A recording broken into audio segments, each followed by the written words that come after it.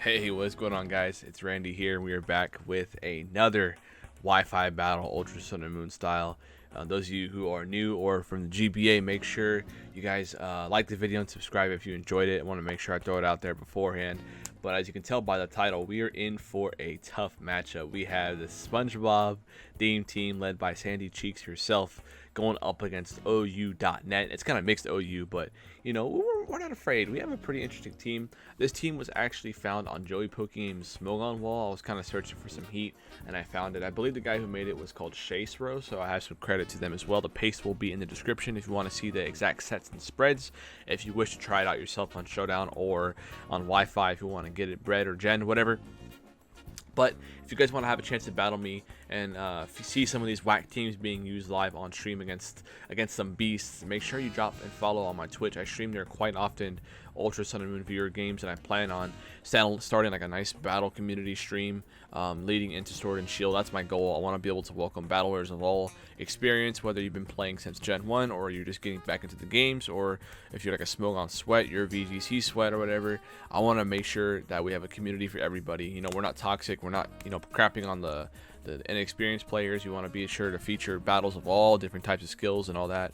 And I want to get into a lot of the formats. So that's my main thing. So make sure you guys follow me on Twitch and make sure you like the video and all that. We're trying to get to 1K subs so we can start getting some ad revenue, you know.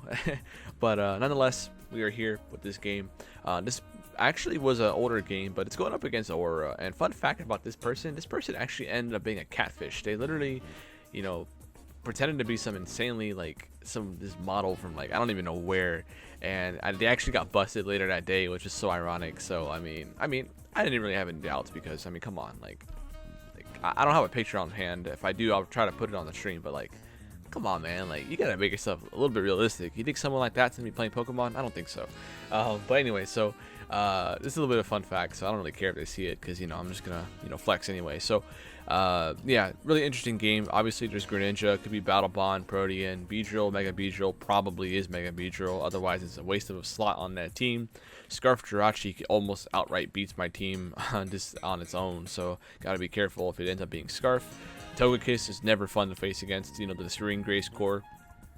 A lot of pivoting around potential with Volt Switch, Thundurus, U-turn, Greninja, and Jirachi, U-turn B, and of course, you know, U-turn Togekiss if it were to be like Scarf or something. But let's go ahead and just jump into the game. Got some jazz going on in the background. I'm not sure what kind of tracks I want to use for this, but you know, we're gonna go ahead and just see what happens. So I go ahead and lead off with SpongeBob the CHARJABUG. We're just gonna go ahead and fire off a nice juicy wild charge because, you know, we're not trying to go for toxic. We're just gonna get off some good damage on this thing because this Thundurus is kind of a threat against my squad. So I went ahead and just fire off two.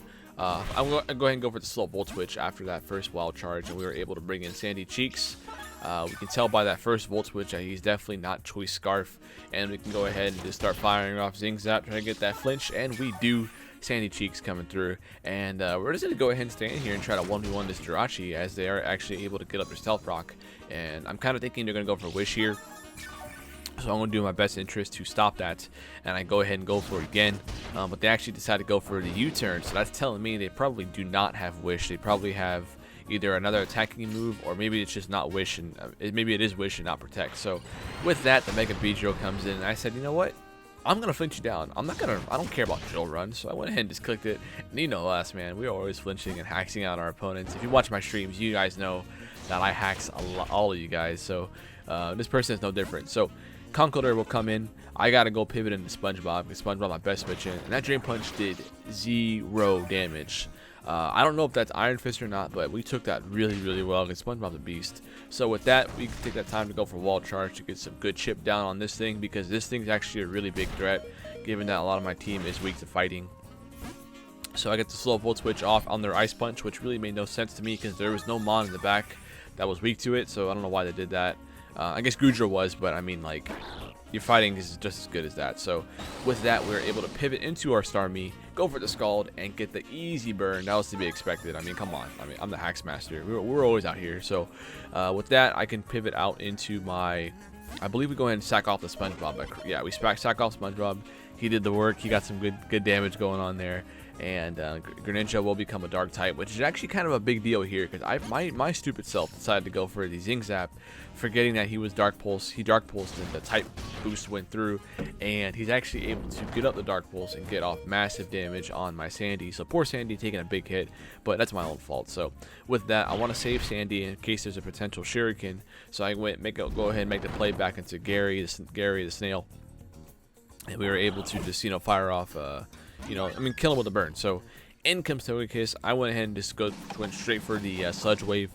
Pretty interesting play on their end because I could have went to Togedemaru and then we just swapped Charge Scarves, but with that we're able to get off that easy 10% poison. Was there really ever any doubt? No, there was no doubt about that. So Togekiss would be taking extra tip damage, and of course thanks to that Choice Scarf I'm able to get off my attack next and take literally nothing from the Air Slash anyway, because I mean Gudra's defense Sped F is like stupid good. So if you guys have not tried using Gudra, it's pretty good. You should definitely try it out. So with that, Togekiss goes down, Jirachi comes in. They know that I'm Scarf Poison. I got to switch out. I decided to go into my Patrick Star because we've already seen, Stealth Rocket probably has Iron Head, but they actually revealed to have the Zen Headbutt there, and we were able to go for the Scald because their switch-in would be either the Thundurus or the Conkeldurr. Thundurus ends up being the play, and we outspeed this guaranteed, so our next Scald will be able to knock it out. But the only fear is that that Prankster Thunder Wave, and they decided to go for that Thunder Wave, and poor Patrick Star decided to stay under his rock as we get paralyzed. So with my natural cure, I want to switch out and just pivot into my Gudra. That way I can bring in Starmie later in case this thing gets out of control. So Thunderbolt, even without an Assault Vest, I'm still going to be avoid a 2-hit KO, but if they had Hidden Power Ice here, that would have been the play to do, but they decided to just go for Thunder Wave again. Dodged the easy Thunder Wave, and we were able to knock out with that Ice Beam. So in comes the Jirachi. Got to be careful. Jirachi and Conkeldurr can definitely still pull it back, given my team is weak to those two. So Iron Head will knock out the Gary, but we got off some decent damage with that. Actually, we got off no damage with the Ice Beam. So in comes Patrick. I go ahead and try to pick him off here with the Scald, and unfortunately we do not. And the U-turn will come out and get Patrick really low. So Beedrill can come in, and I did not want to sack this off because, like I said, Jirachi could be a big deal later on. So I decided to sack off Squidward, the Malamar. It's not nicknamed, but that's what it's supposed to be. It'll be nicknamed in the paste in case y'all want to try it.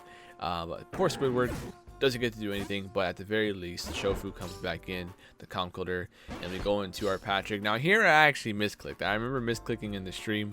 I meant to click Scald. I'm not sure if it would have knocked out anyway because I think it ended up being Assault Vest, but we ended up losing our Patrick for no reason, which is kind of big because now there's actually a chance they could win depending on what kind of attacks this thing has. But it reveals to not have Mach Punch, which ended up being very big because with that we take no damage. Beedrill comes in, and as you can tell by this damage here, this Poison Jab, had it had Mach Punch, we would have died to that hit. So with that, our Mr. Krabs can be greedy and come in and pick off the Beedrill. Jirachi will outspeed and knock us out. However, we do have that Scarf Sandy Cheek still in the back, chilling even after the Stealth Rock. That's kind of why I went Patrick earlier on the Jirachi, because I didn't want this thing to take more Stealth Rock because I only had 2 more switches, and they decided to run away after that, not letting their Jirachi go down. But Togedemaru, Scarf Sandy Cheeks coming through, and that will be the game. I hope you guys enjoyed that battle. It was definitely very interesting. I know the battle was kind of fast, but it was a 30-turn game, and I want to make sure this video isn't too long. And at the same time, trust me, you do not want me to play it at slow speed, at regular speed, but I can't play it at regular speed. If you guys prefer it at regular speed, I can do that. Let me know in the comments what you prefer, regular speed or this speed. But nonetheless, guys, that's the team. If you guys want to try it out, it'll be in the description. And make sure you guys like and subscribe and stick around for more battles like this. Trust me, I have a lot of other good ones. And be sure to follow me on Twitch as well to have a chance to battle me. But with that being said, guys, thank you all for watching. Y'all take care now.